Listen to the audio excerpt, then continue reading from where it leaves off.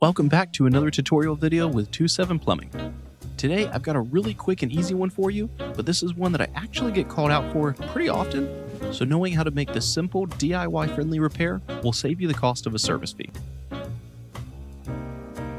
If you take a look at this spigot, you'll see that when we have water turned on, water is trickling out from just underneath the handle.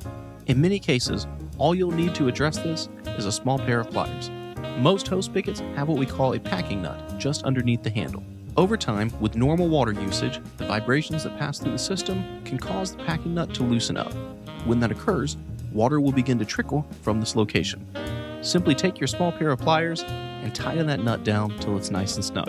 I would say at least 9 times out of 10, this will stop your leak and no further work is needed. This same trick also works with shutoff valves within your home as well. If this video is helpful, leave it a like and consider subscribing for more money-saving tips. Have a great day.